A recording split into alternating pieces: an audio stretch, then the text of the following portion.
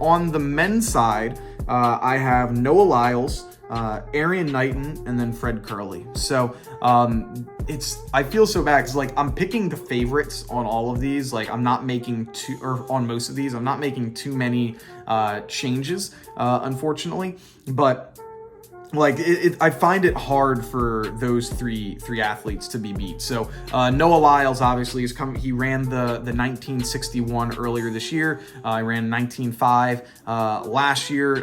Erriyon Knighton coming in with the 19.49, the U20 world record there. We haven't been able to see him in a 200 since, so that's something that I might be a little bit nervous about. Hey, we haven't seen you in 200. We haven't seen you race a lot since you did that. Are you going to be able to execute and do that again? But he made the team in 2020. I don't see a way that that's just not going to happen again.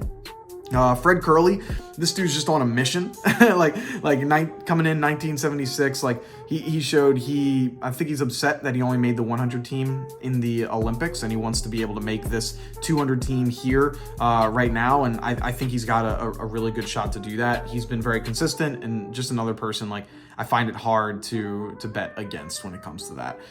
Some other athletes that I think really have an opportunity to be able to make it, I'd say Kenny Bednarek. So I really wanted to put Kenny Bednarek in this. It's just this season so far hasn't been as consistent as the season he had last year. So last year was one of the best 200-meter seasons we've ever seen. He had more sub-20 races than Usain Bolt did in his entire career. So Kenny Bednarek was doing really, really well. This year hasn't been as great for him. He hasn't ran as much as he did last year, and so it's just I'm not too sure, where he's at when it comes to that. Matthew Bowling, I think he's really focusing in on this 200 here, so it's going to be interesting. See if he can show if he can get under 20, because I feel if you're under 20, you're going to be in contention for that, potentially getting that last spot.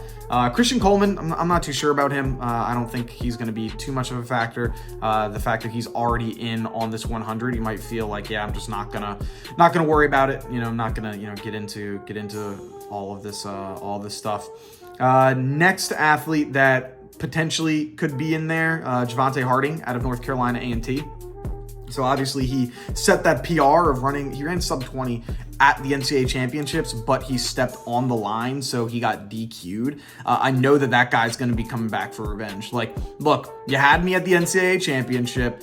I'm not going to make that same mistake this year or at USA's. I'm going to be making this team. So while his seed time right now is, what is that? It's a 20.16. We know he's got talent that could go much, much faster than that. So he's someone that I think could be dangerous here. Some sprinters on the men's side that you'll notice haven't been mentioned or aren't competing, whether that's due to injury or something else. Cravon Gillespie, he is not competing, as well as Ronnie Baker. There's not too much note on why or what that is, but both of them didn't really run. I've heard there's word that Cravon might have gotten in a car accident earlier on, and that was why, and I don't know what's going on with Ronnie Baker. Whatever it is, I hope they're all doing well and will be recovered and ready to compete next year. But